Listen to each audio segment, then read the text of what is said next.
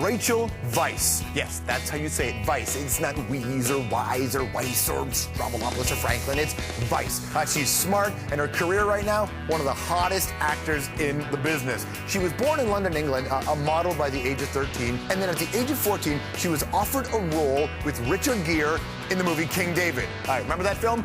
Yeah, well, nobody else does either. Rachel, by the way, turned that down. By her mid-20s, though, big-time hit in Hollywood, and you can thank the year 1999, because she plays this librarian adventurer in a little film called The Mummy, and it was a surprise hit. Rachel becomes a star. Since then, she's been busy working on a whole bunch of films, including ones like Enemy at the Gates and Constantine. But last year, Rachel Weisz gets the ultimate honor, an Oscar in the Best Supporting Actress category for her role in The Constant Gardener. This year, she stars in The Fountain, a film written and directed by her fiancé, Darren Aronofsky, who gave us Pi and Requiem for a Dream.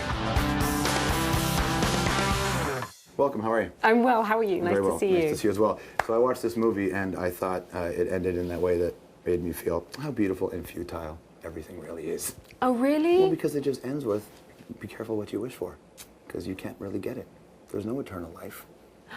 But for me, what it says is that there is no eternal life. Our life on this earth is finite and pretty short. So please seize the day, smell the roses, and try and live each moment as fully as you can while you're here. You know. Right. Absolutely. And so that's positive, no? I guess it can be, unless you're really trying hard for the next step. Right, right. Would you like to live forever? It'd be too long. It would be. Imagine you'd have to go to school for 3,000 years or something. If they say if you put on 10 pounds a decade, can you imagine what happens when you're 300 years old? Exactly. Everybody would be a Jerry Springer episode. Exactly. It would be so awful. Was this hard to make, this film? It was, I mean, it's set in 3 time zones, so we shot it like 3 movies. So we shot the present, and then we shot the past, and then the future, so that made things simpler. It was tricky because I have to play someone who's dying of cancer at a relatively young age, but who's come to terms with dying and is all right about it and is kind of leaving the earth with grace and peace, and that's difficult. That's a difficult place to get to emotionally. You spoke to people who are going through this. Did you find people had reached that stage in reality?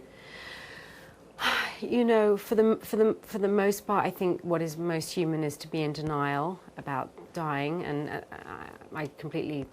Who knows what's going to happen to me when I'm near the end? I think the thing that was most inspiring to me was talking to people who work. We filmed in Montreal, so they were hospices in Montreal, and they basically help people to die gracefully, and they try and make death beautiful for the people that are there.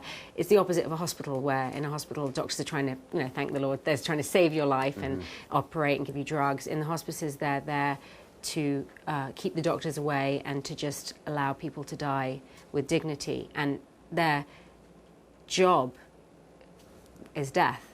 And so I think speaking to them, they just had a completely different attitude to death than anyone else I'd ever met. So it's very inspiring. I just wondered if they'd have to do that for their own survival, wouldn't they? Well, yes, probably, but I think they just genuinely felt that people had a right to a dignified death. I mean, I think they felt that they were fulfilling a worthwhile role for society. It's such a taboo subject, isn't it? I mean, we just don't talk about this stuff. I never have. No. Have you? More of late, rather than when I was. It's just one of the guys on the show was saying something interesting. You become very aware of death at like age 7 or whatever when it's first presented to you. Then you forget about it, and then it slowly creeps back into your life as you get older and older and older, and you start to lose more people, and you watch other people go down around you. And I was, you're a parent. Do you plan on? Do you educate your kids towards that? Can you get to that point one day where you talk to them about smoking, you talk to them about school, you talk to them about relationships? Do you talk to them about death early? Because we don't do that now as a culture. No, we don't, and I don't know if it would be right to do that to one's child if one's child.